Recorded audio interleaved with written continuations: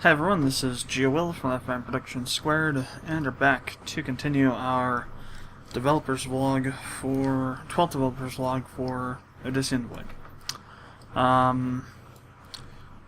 What we're going to be doing today is just following up on the code end of things I was working on in the previous recording session.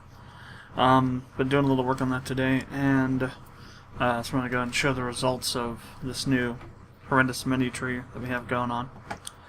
I had to go through and had to really kind of think about how to break things out. So here's what we have now. So the menu tree went from being what it was to this. So we have the primary markets, essentially. You have the, this shouldn't even be in here, this is the start, this is the we'll call this the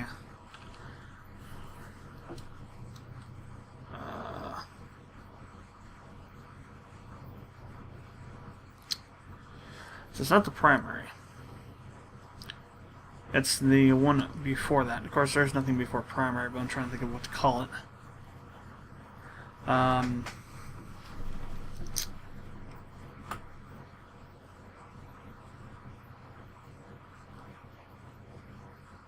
How about market order?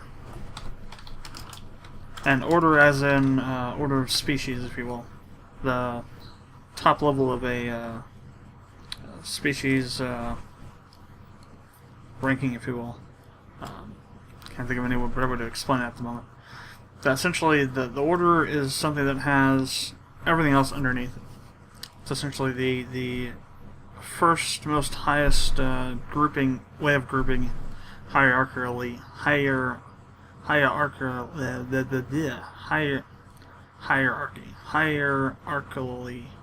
don't know, whatever, we can look it up online. So that in the hierarchy of how things are ordered in terms of their scientific names and whatnot, and how they're separated out into different species and classifications, the order is the highest, I believe. Or is it the order or the genus? No. Well, it's in there somewhere. Just, I'm not exactly sure where at. I thought it was the highest one, but maybe not.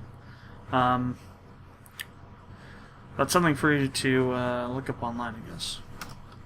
But anyway, so we have the essentially the start of the market here, and then we have the primary markets, which are the weapons, ship, equipment, and resource markets.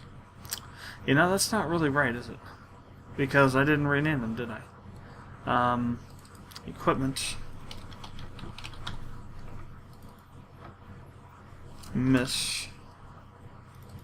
ship, and skill. Alright, so now it's correct. Actually, these should be lowercase, shouldn't they? Okay, so you have the main four main groupings for the market menus. So you have the again, equipment, miscellaneous, ship, and skills. Ships and skills. And then we have that's the primary station market tree. Station market tree.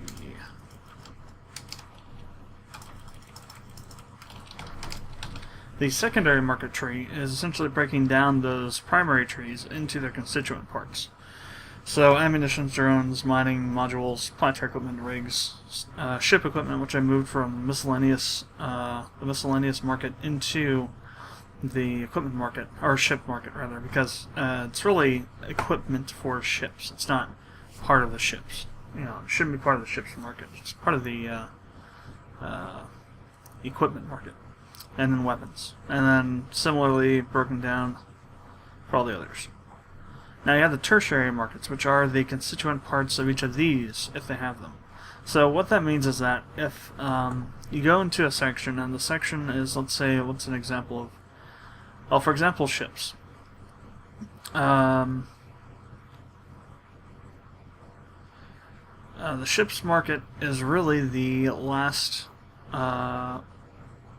we'll say, actionable market within the ship market hierarchy, because it goes from the main menu to ship market, and then from ship market down to the individual classes of ships, and then from that into the ships themselves. So the ship market is listed here, and it lists menu options for all of these functions here, which then these, when chosen, will display up, if chosen up there in the ship market. They'll come down here and you'll have a listing of all the different ships that fit within these categories. So any frigates, destroyers, cruisers, etc.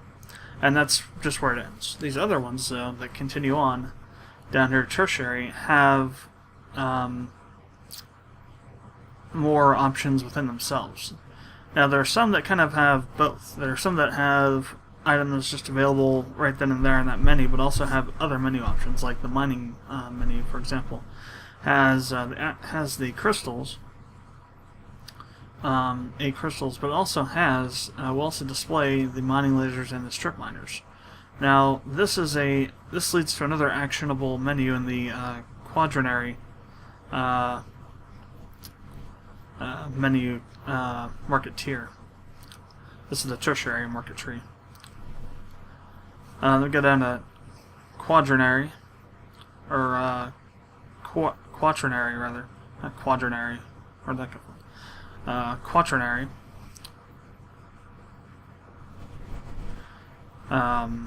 Which we have all those things, like for example I mentioned the mining crystals. Those are all listed here somewhere.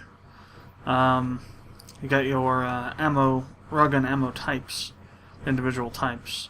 You have the different electronic warfare and that should be EWCM drones.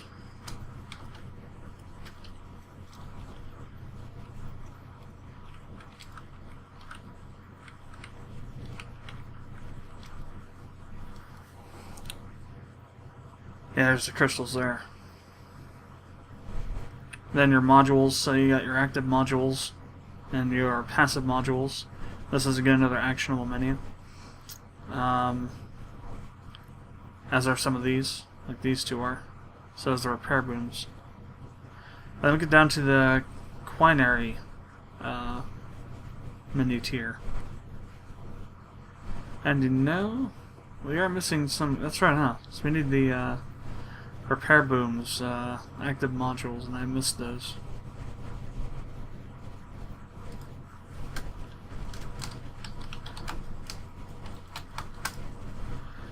Well, what the hell?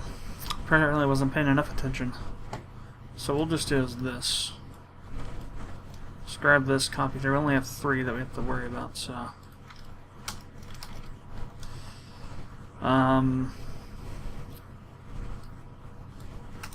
Actually, let's wait. Just get rid of this, because we'll need to fix these up so that they're correct. Or really, all this is just do that, and then we have what the booms are, really, so. I'm just going to go through those. Alright, so this one would be armor. So armor. Hull. And then versatile. Versatile.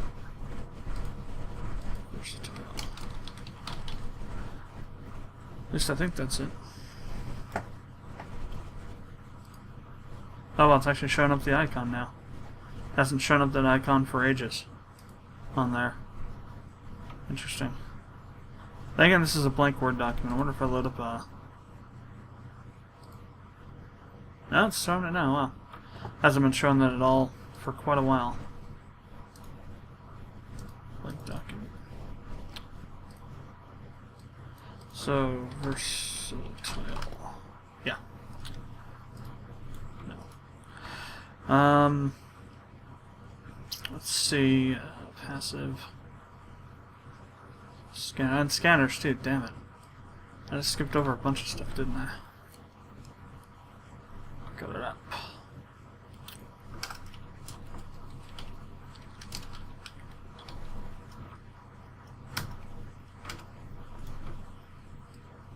Because we have cargo and mineral scanners.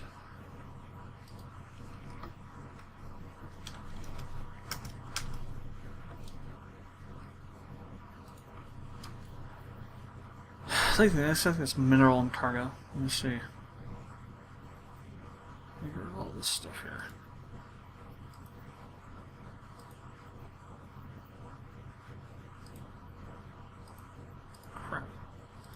Get these damn plus minus buttons. They're so small and in places where it's really easy to misclick sometimes. Getting into the text of the button instead of the thing we really need to do.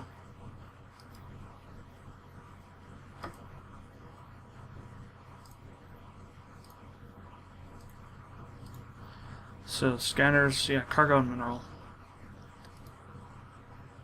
So cargo and mineral.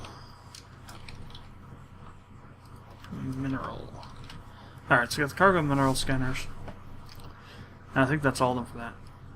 Then you go down into the scenery menu tree, which deals with mainly the ship enhancement modules. So these mainly are, and also the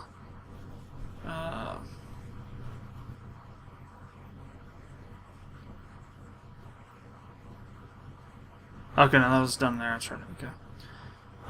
Really, it's just from Scenary and for Scenary and Septernary.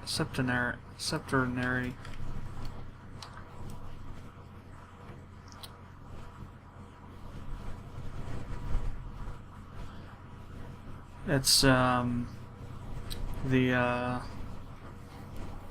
ship passive modules, ship enhancements.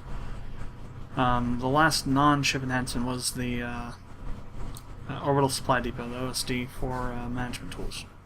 So that's pretty much all the work I've done today since besides what we worked on the other day. What I'm going to do now is I'm going to kind of do some just legwork, a little bit of legwork on the economy. I'm not going to actually do any coding for it, but we're just going to kind of discuss how it's going to work, and I'm going to make some notes in various places, create some files that we'll be using for when we get the start working on the economy in 0.7. Just kind of do a little bit of legwork now to make things go a little bit faster than we start working on it. So I'm going to save this. What we have so far. Then we're going to go to the solution header files, and we're going to add a new item. We're going to call it economy.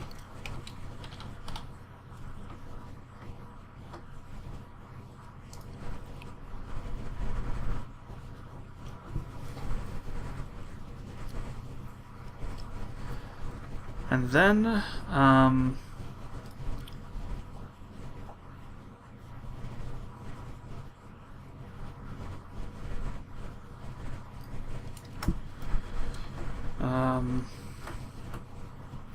then we're going to, let me see, I'm trying to remember what the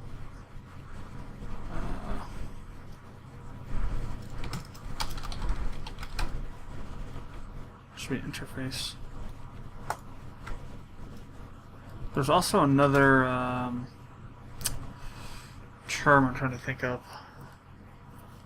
Has to do with functions. Let's see. Yeah, here we go. Variadic functions.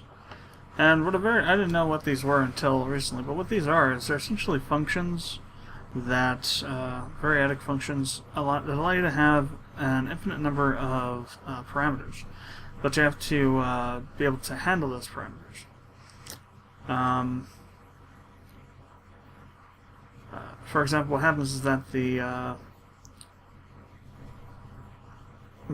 it's essentially the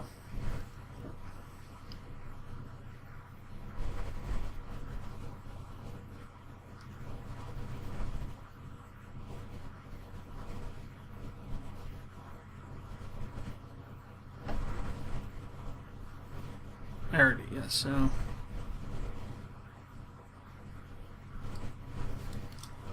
Wikipedia is notorious for not being also very good at explaining things, so we'll go load up one of these here.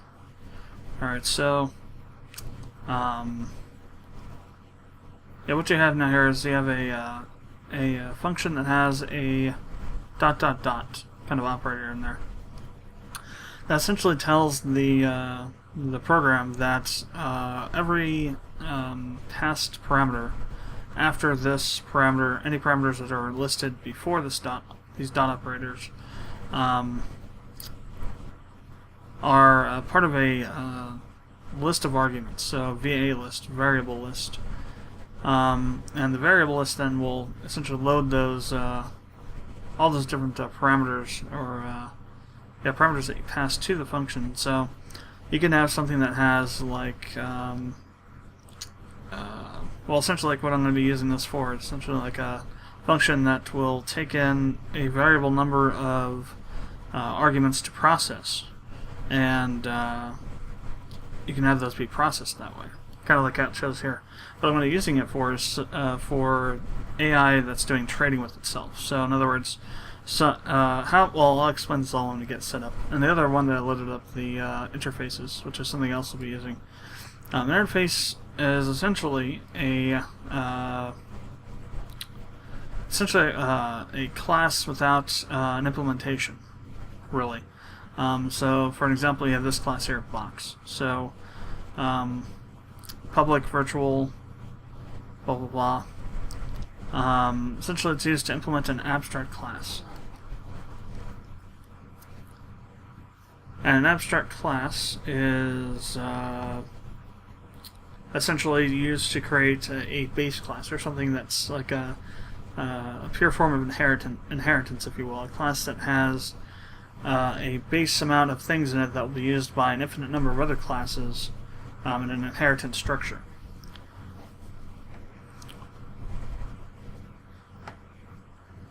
What they call is a derived class of it. So essentially what happens is you create a class shape, and then you have a class that's a inheritance class, a child class rectangle, which takes on the all the things from the parent class, the shape class, then adds in things with it.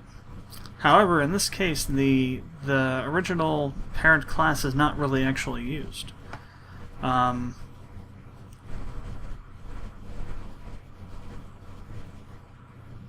So it's a very it's more pure form of inheritance than what I've been using. The way I've been doing it is you have a class that's used, but it's also used by to be inherited from. In this case, you're not using the shape class for anything. The shape class is just kind of something that's just kind of essentially bloat code, if you will. It doesn't serve any purpose other than to allow derived classes to be used based upon it, which is what these are.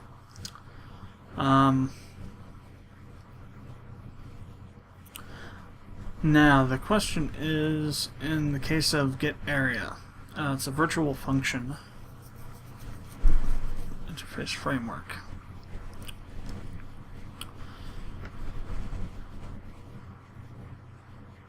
Just trying to figure out where. Oh, here we go. Yeah. So you essentially what you do with virtual functions is the virtual function is really just a kind of a. It's almost like a prototype, if you will.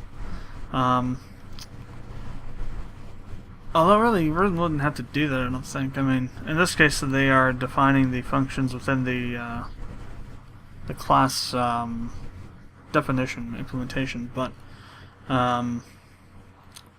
declaration rather. But I don't usually do them that way.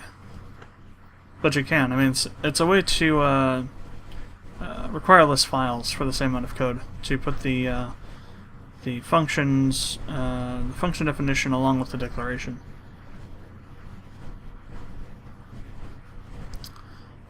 But again, I think in order to do this, you have to have it, the virtualization of the function in the first place.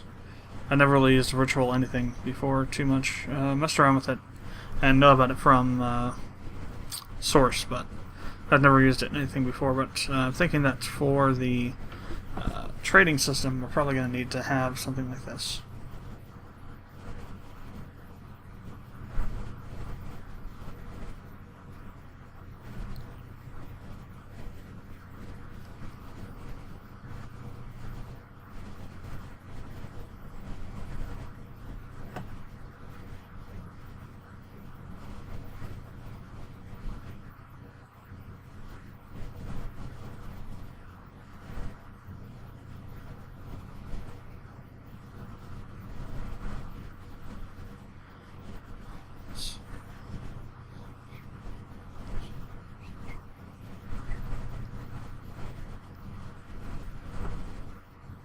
Let's see, virtual function.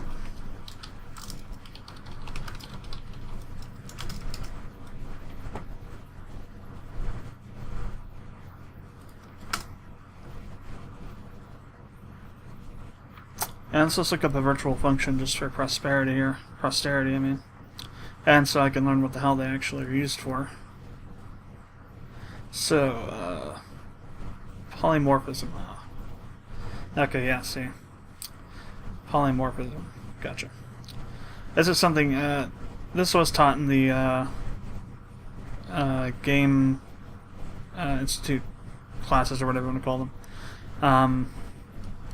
But as I say, if you don't use it, you lose it, and I've pretty much never used this past the stuff in the module, so let's see. Let's see there. Let's see. Is there a same name? Base class.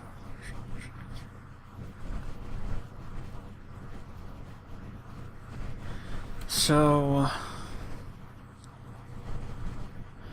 call member function of different class by what the hell? Is this thing written by Chinese people or something? The grammar is terrible. I think we need a page that's going to be a little more clear than that.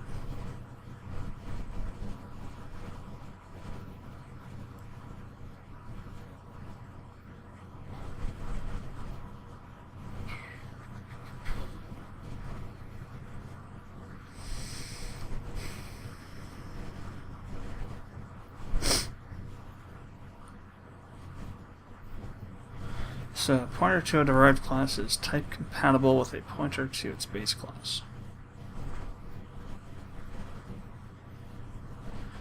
So, example about rectangle, triangle classes is familiar using pointers, taking this feature into account. So, we have polygon, protected int width and height, public, void set values, okay. Class rectangle int area. Okay.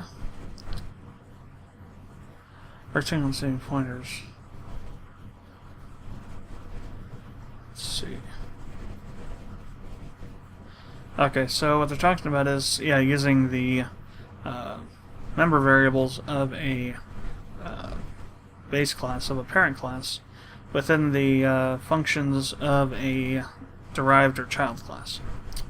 So yes, that's what I've been doing. So I guess I've been using polymorphism without actually freaking knowing it. Well, isn't that something? This doesn't do anything to explain about virtual functions, so maybe it's down here. There we go. Virtual. Had to read a little bit further. So it's usually the case. Let's say virtual member in a member function that so member can be redefined as a derived class while preserving its called properties through references. Syntax for function. Keyword. So virtual set. No, virtual int area. Return 0.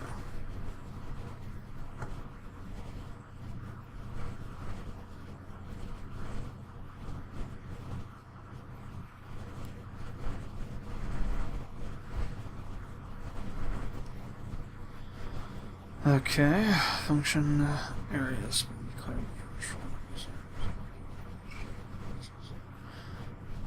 So essentially, yeah, they're using function overriding, or whatever I called it before. But in my case, what I'm doing is I'm actually taking a function that was being used one place and overriding it in a child class. This is something a little bit different.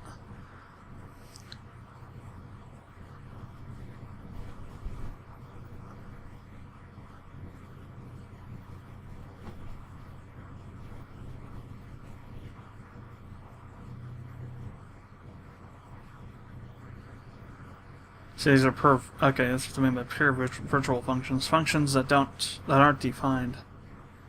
Yeah, because if you try to build a how long is this going to take? 23. Damn. a while yet. Still, damn. What I'm doing is I recorded a bunch of. This is actually the footage that I recorded earlier. The first series of video I recorded for this developer's vlog. I haven't actually rendered it out yet. I actually put it into a archive and saved it on R. I'm extracting it and I'm going to be rendering it out later on tonight. I wanted to do it over the weekend while I was rendering out Skyrim footage and the footage I'd recorded then for the vlog, but it was going to take too long to extract it all, and I didn't really have enough time to just sit around and wait. Should have done it earlier in the day. But I hadn't thought about rendering out the footage for the dev vlog yet, so it's how things work when your brain is operating on no sleep. So yeah, but as I was saying, when you try to compile a program that has a class that does not have a defined function, you'll get an error message that'll say that there's an undefined function that's been declared but not defined. With abstract classes, though, you can have that. So you can have a function that has no declaration or no definition, but has been declared, which is what the abstract class is for. So it allows you to not have to define a class, thereby saving you saving you from having to actually do anything like that. So for this, for example, if this was not an abstract class, then what you'd have to do is you'd have to have the constructor, which this doesn't have, and you'd also have to declare this function too. So you'd have to have at least 7 or 8 more lines of code than what is present here.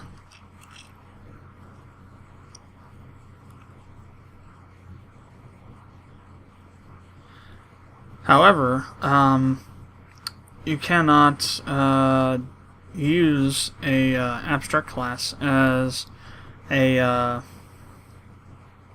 well, let's see. So you can't declare it as a reference, but you can declare it as a pointer.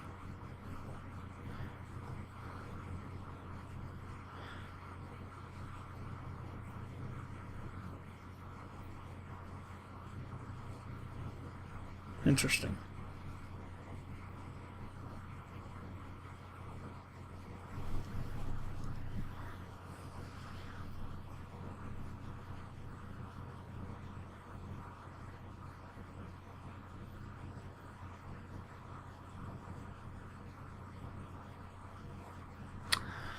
Huh, that's interesting. I didn't know that you could do that with them.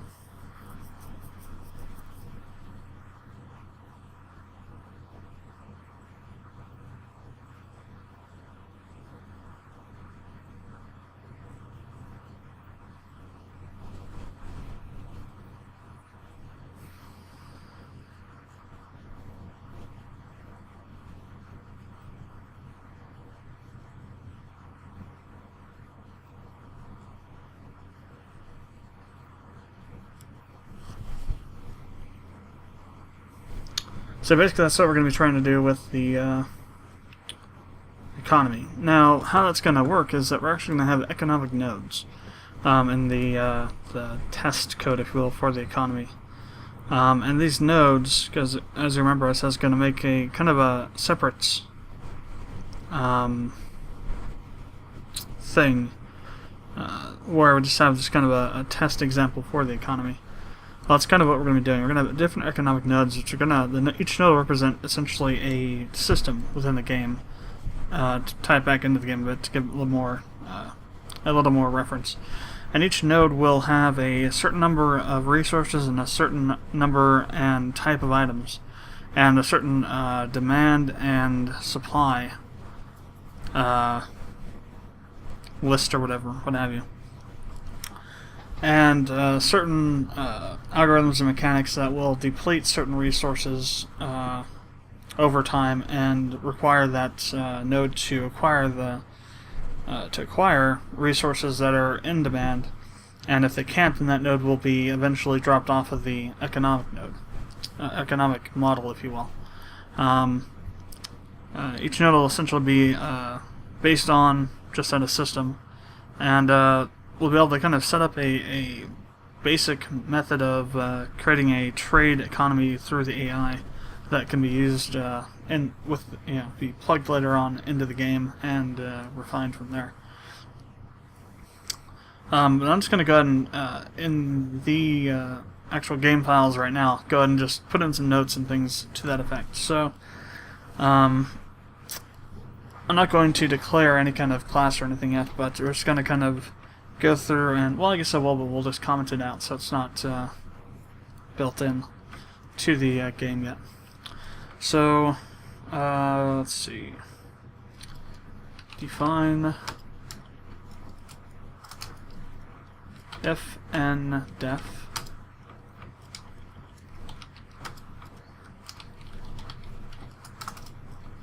define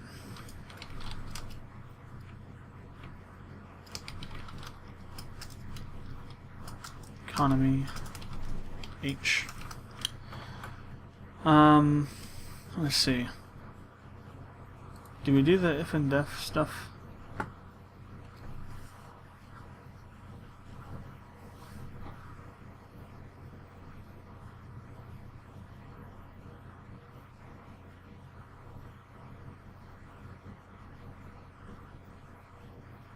I guess we'll find out.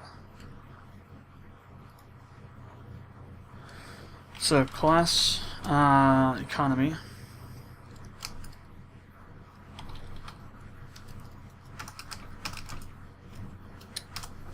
and ndef. So that's just going to be the first part of it. This is going to be the economy as a whole, and then we'll have the the derived classes within this here.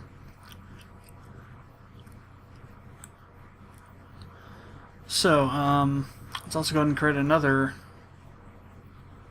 file, header file, call it e-node, economic node or economy node or whatever you want to call it. Fndef e-node, damn it, .h, define e-node, class e-node,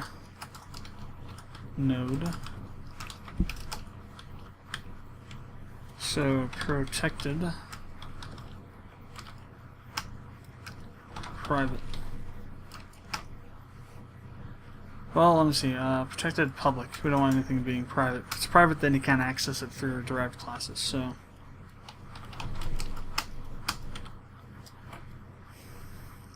and so what we'll do is we're going to create entirely. This thing's going to be entirely virtual. So let's just say I won't include the constructor.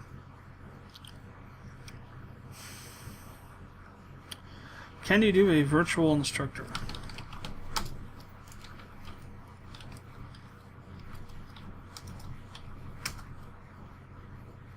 Well, I guess you can. Or at least IntelliSense isn't giving me crap about it. Alright. So protected. So let's see, for protected we want to do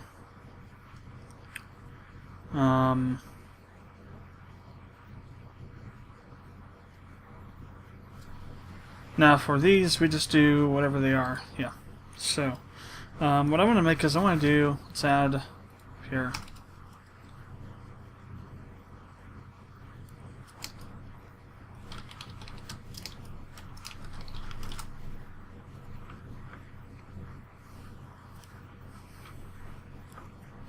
crap, what did I, so string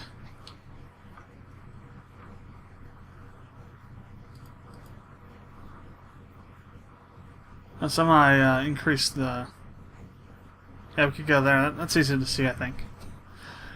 Yeah, maybe we'll go with a little bit higher on the maybe we'll go like right here, because I've been noticing a lot on these videos is that it's kind of hard to see the text.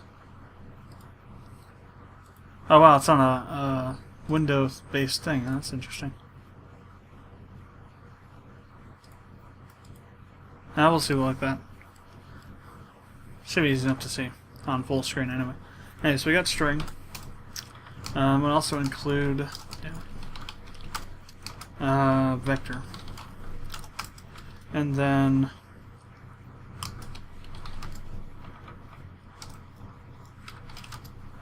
using std string, using std vector. Alright, so what we're going to do now is we're going to create a vector, a couple of vectors.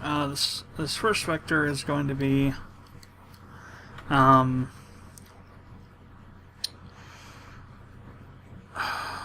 really, I guess a vector of vectors. It's going to be a vector for resources.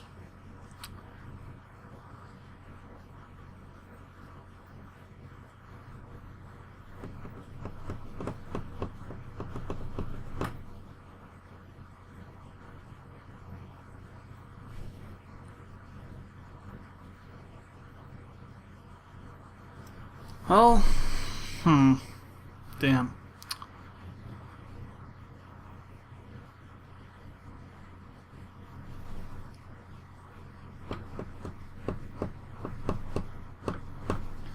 Just trying to think if it's possible. So what I want to try and do is, if it is possible to do, is actually to do a vector of vectors, and then in that vector have a vector of strings and a vector of ints. Now, is it possible to load two vectors into one vector? Vector of int.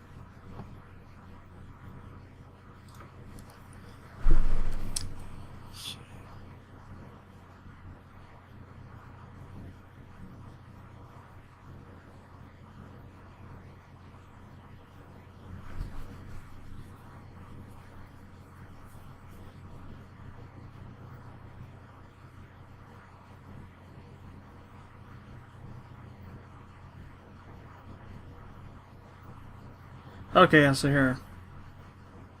Wait,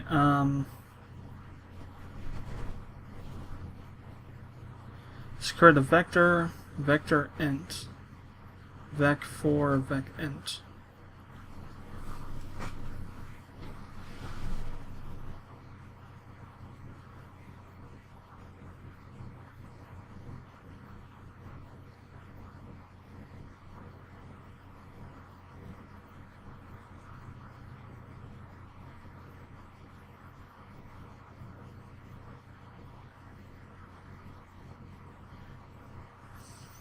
Okay, so you're setting up the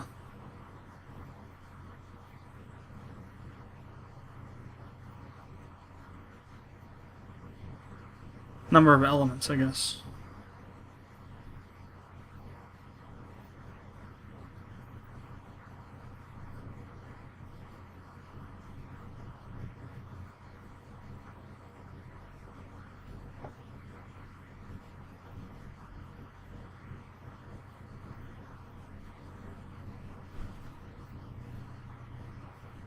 Yeah, this is where you get really fast into a cluster frac. Because since vectors can have an infinite number of elements, If you have a vector of vectors and you screw up somewhere, the coding is not quite right in some place, maybe it adds an extra element somewhere, then you can quickly just get into a clusterfuck of a situation where you have a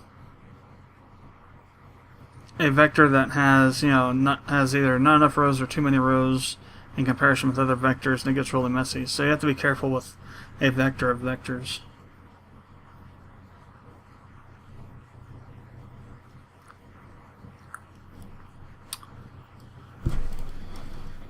Two vectors of different types.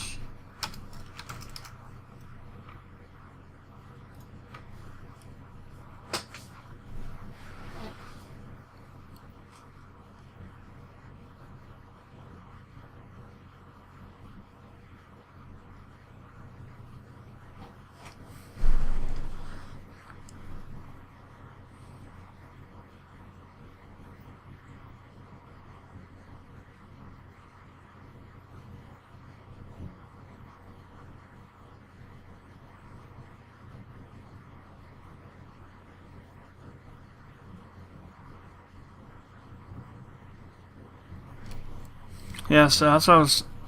That's immediately what my brain switched to was a struct or something. But I didn't want to, have to add on something extra. But maybe we have to do that because what I'm going to do is I want to have eventually make it so that the player can add any kind of resources they want to the game. The only way to handle that in the game, though, through modding, the only way to handle that is to have a vector that will contain the resources. However, that also leads to a problem because you have to be able to identify what the resource is. You can't just say, okay, so we have a resource here and here, so if according to this list over there, this is what that resource is supposed to be. No, it doesn't work like that because, again, like I said, a vector of vectors is a clusterfuck because things can get messed around pretty quickly if things are not done correctly.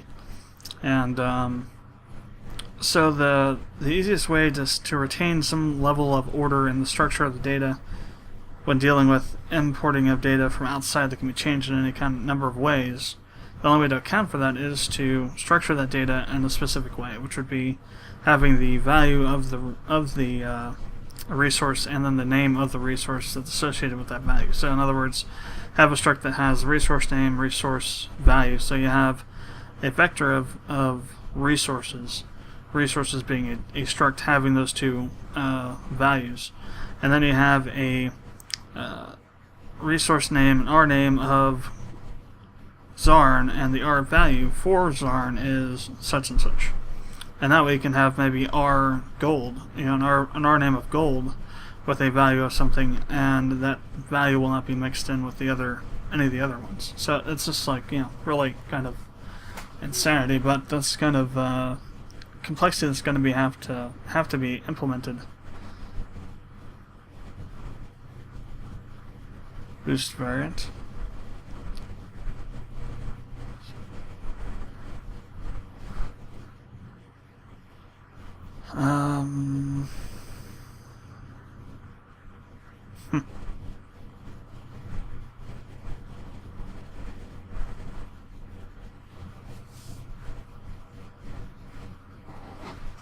Complete reasonable.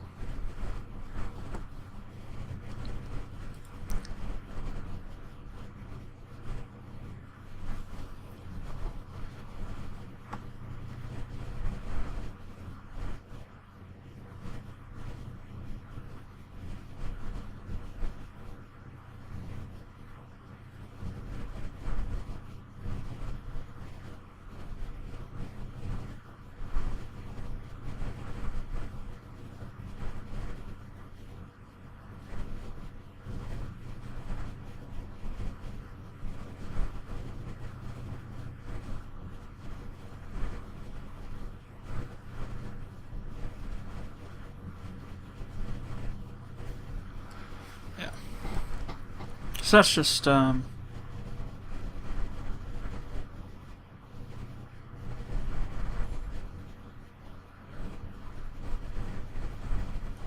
The hell is that about? Oh, Guild Wars. Okay. I was thinking maybe I was talking about Kingdom Hearts or something. Anyway, so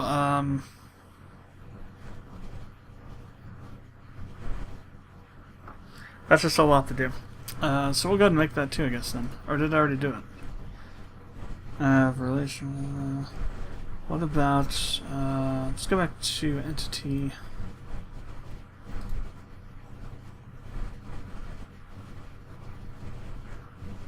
Oh, maybe I had. I don't know. Let me see. Damn. Ha! There you go, right there. Boom. I actually mentioned it. So, into their own class. Well. Damn, yeah, it would be. Well, it could be a struct, but what you'd have to do with the struct then is to, you know, go and directly edit the values and whatnot. I think it'd be easier to do a class because then you just have the functions do it. It's a little bit of more, not security, but a little more backing up through code, if you will. So yeah, exactly. This is what I was talking about. So not a struct, but an actual class, I guess. So we'll go ahead and make that class. So that's going to do this for 0.6 anyway, apparently, so that's going to require so much freaking changes. So many changes. I'm just thinking of this. Any place that uses, anywhere at all that uses resources, you have to go in. First of all, you have to go in and change the entire player class around. Entity class, whatever. You have to add a new code, well, I'll have to add a new code, to essentially pass the name of the resource and the value, because you don't want to edit the vector for this directly outside of the class. Again, for just security reasons. I don't know why you would. Well, not really security, but just they call it security these days, but it's more of just the fact of encapsulation. You don't want to have a major class variable be unprotected or privated. Well, not be. Well, actually, I do have some that are defined outside of private, but in some other classes. But whatever. I just want to put it inside private because that's where it needs to go.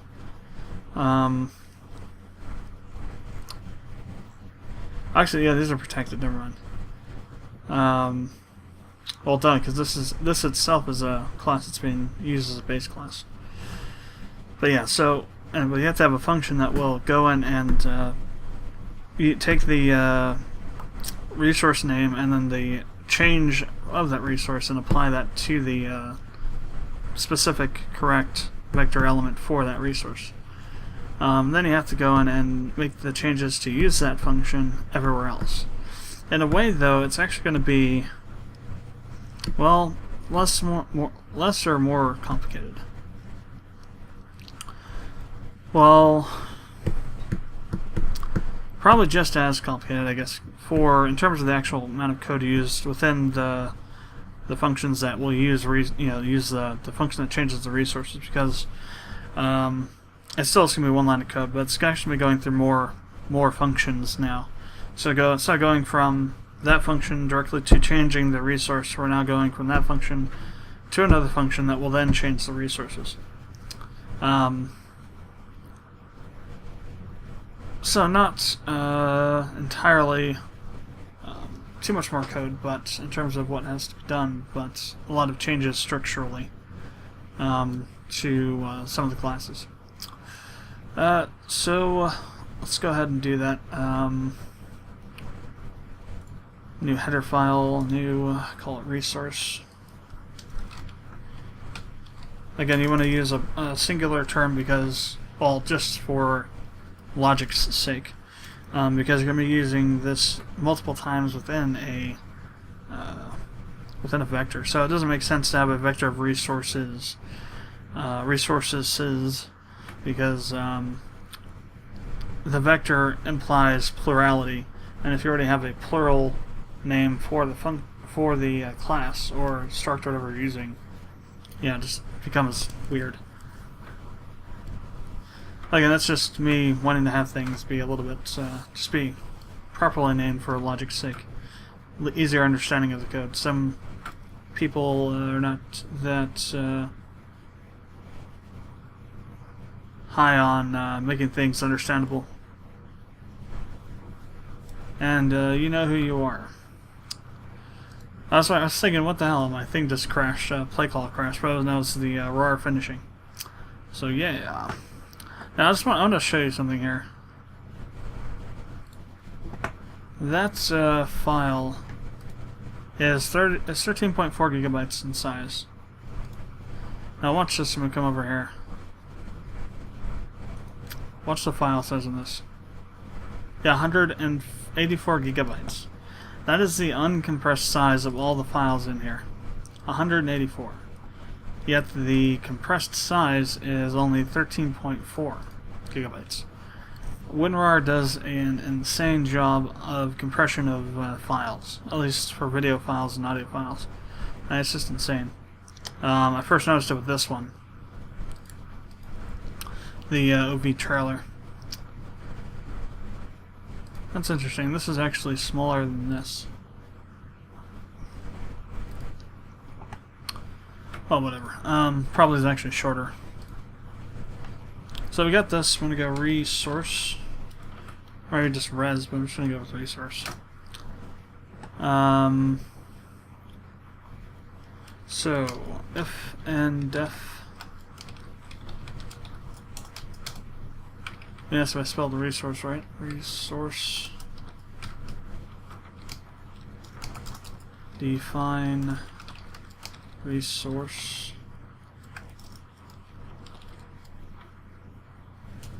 H.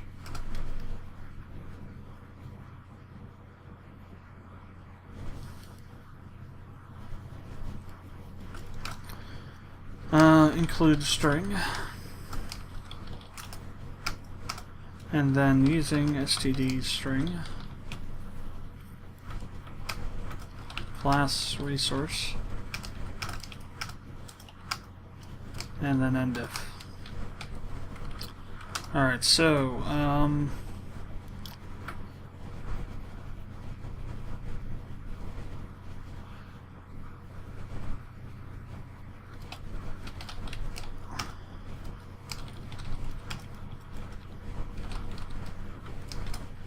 so for the resource, to create the resource, you're going to have a name, so string name, and the value for the resource, so int, we'll say val for value. So create resource. So then we need to do the various sets and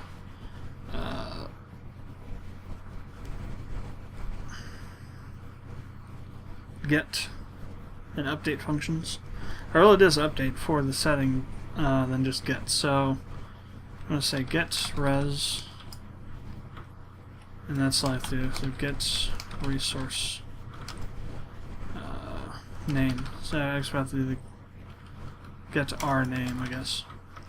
Well, would we ever have to get the name though? We're gonna, in order to do anything with the resource, we'll have to know the name already. So no, we won't need that. So get res, yeah, so get resource value, resource val, to be int void update resource. So we want to say string operation and int val.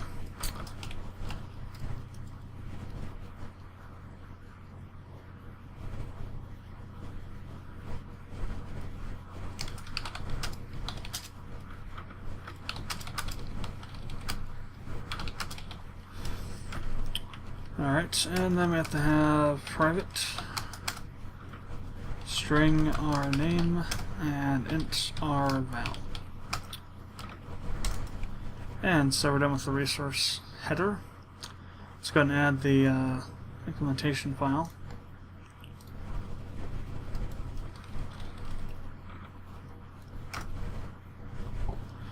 So include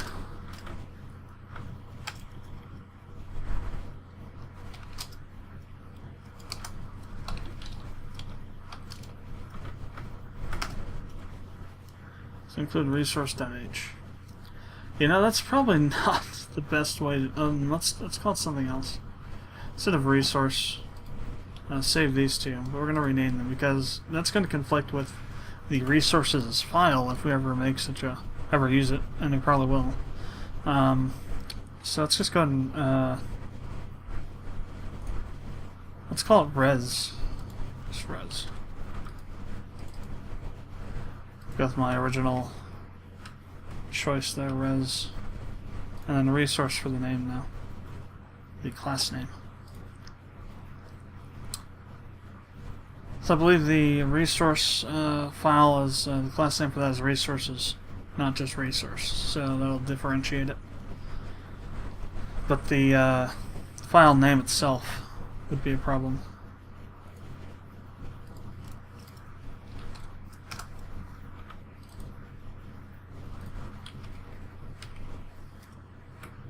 Alright, so already included the string there. I don't know what else we'll need.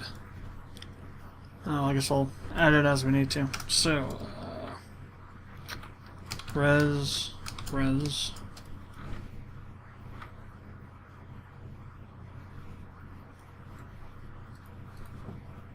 our resource, whoops. Done.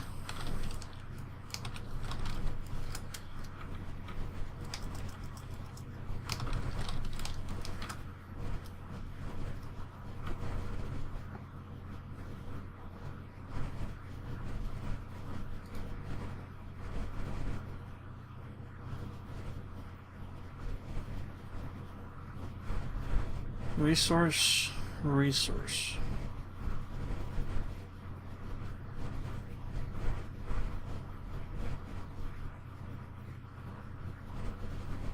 What the hell doesn't I like about it?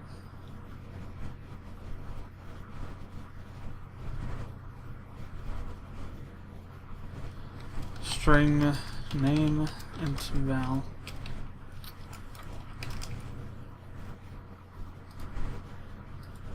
It's just IntelliSense screwing around with me. So our name equals name, our val equals val. That's really all I have to do with that now.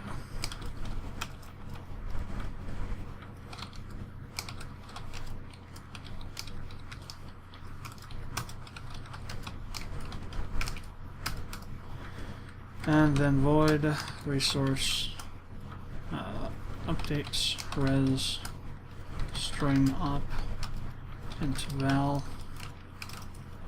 and the general with this. So if op equals add, then our value our val plus equals val.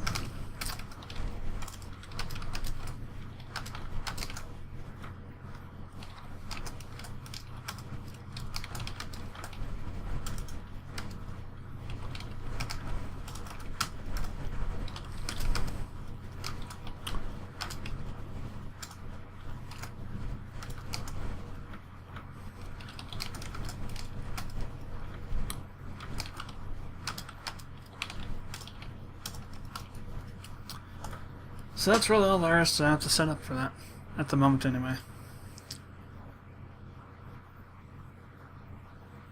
Short and simple. Alright, so,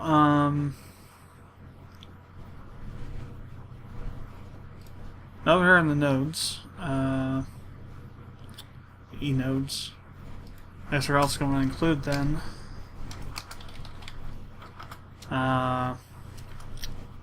res.h, because I want to be using the resource for this here, resource class for this.